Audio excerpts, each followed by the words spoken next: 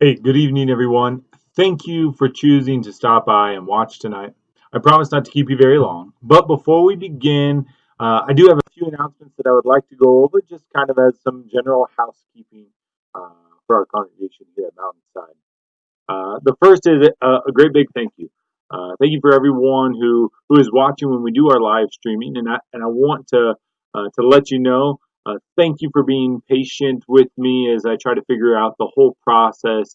Um, but I do want to let you all know that we do have an individual monitoring the availability and quality of our sound for the viewers at home. So there's no need to text me on the morning of our services.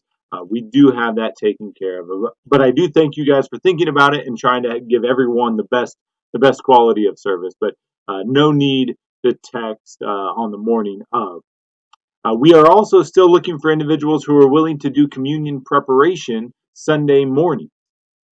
That's a simple process. We provide all the supplies, all the sanitation measures that you would need. We just need people to divide up uh, the different cups for everybody to use in the best way possible. So if that's something in some way you would like to serve, we ask that you sign up on the sign up sheet downstairs in the foyer. Now on to my thoughts for this evening. This last week, I was reading a passage in John chapter 14, and I found some very interesting information there. But first, I want you guys to know the saddest part of each and every week for me. Every Wednesday, I have a Zoom meeting with the youth group from 4 to 5, and usually I sign off about 5:15 for everybody to go on with the rest of their lives. I then walk through the rest of the building and make sure all the doors are secured, all the locks have engaged, and then I go home. But it's at that moment that I have uh, this sad realization.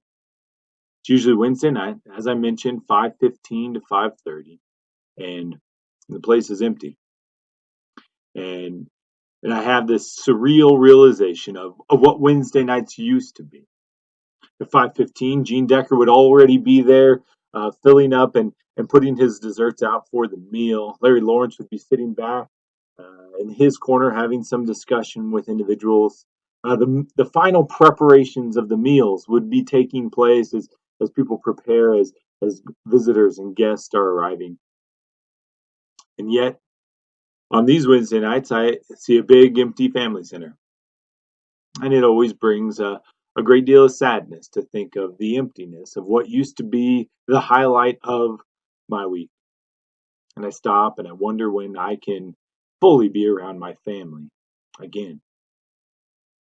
Jesus has a passage for us, and as I read John chapter 14, verses 1 through 6, I want you guys to keep this in mind. Jesus says, "Don't let your hearts be troubled.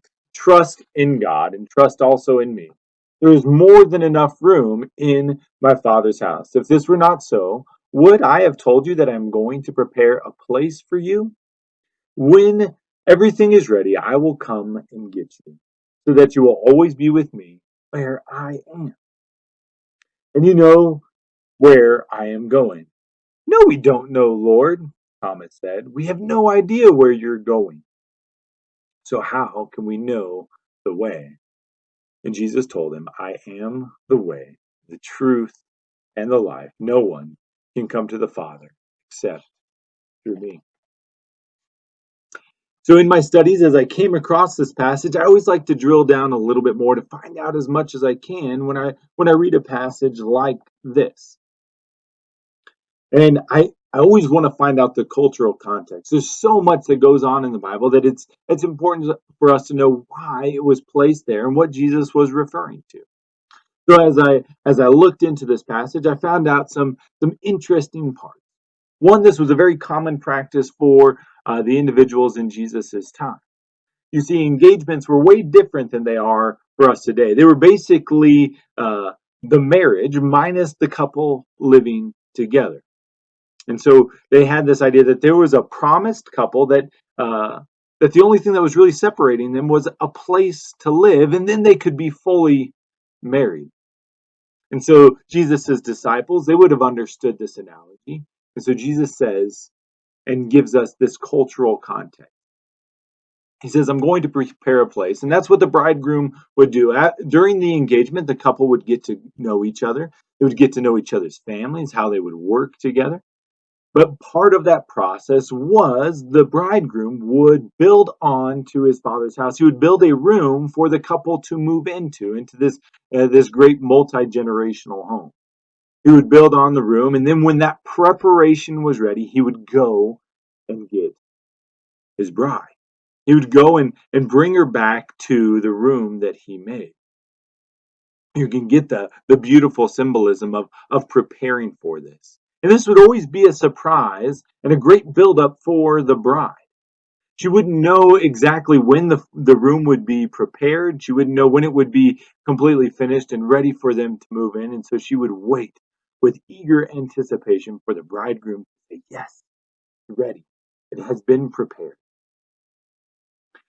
Another part of this would be the bridegroom's friends. They would wait in the newly prepared room and wait for the bride to be brought back so that they could celebrate the ending. And maybe this will give you insights into some other parables that Jesus told about waiting up for the bridegroom, for his return.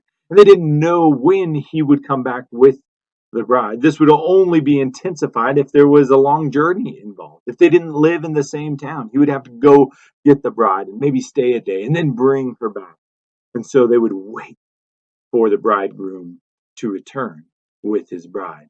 And you could just imagine the anticipation on all parts. The bridegroom wanting to finish the room quickly, the bride waiting for the bridegroom to show up with the promise of a prepared room, and all the friends of the bridegroom waiting to celebrate the return of the happy couple. You could imagine all of this just being an incredibly exciting time for everyone involved. And this is where Jesus comes. He says that he has gone to prepare a place, that he is going to add on to his Father's house for everyone. He says all are welcome. He is going to prepare a room for all of us so that we can be accepted into his Father's family. What a beautiful thought that there is enough room for everyone and that everyone is invited. But I could only imagine the heartbreak of the bridegroom, and I'm sure that this probably happened to a few men during Jesus' time, that they would go and get the bride. The bride would say, I'm not ready to go, or that I do not want to go with the bridegroom. And the sadness of having to come back to a town, to a room that was prepared for a specific person, and it being empty. Having to tell the waiting friends that no, she did not come back with me, and how sour that would make the forlorn celebration. And so I think about that when I think about the family center and how empty it is, that it has an intended purpose and that it would never be fulfilled for that purpose. And it saddens my heart until someday we can meet again. So maybe every time I see the family room, I will remember this small parable that Jesus told me, that Jesus told his disciples, and that we can have this understanding that there is a room prepared for us. But I want to focus on that very first verse. Trust God and trust Jesus. All engagements have a level of trust. Trust that that the room would be prepared. Trust that the bride would say yes. All of that has a level of trust. And so Jesus leads naturally into this comment. It says, trust God and trust in me. And so that's what we do during these times. We don't know when he will return. We don't know what the room will look like. But we do know that he has promised. He is faithful to his promise.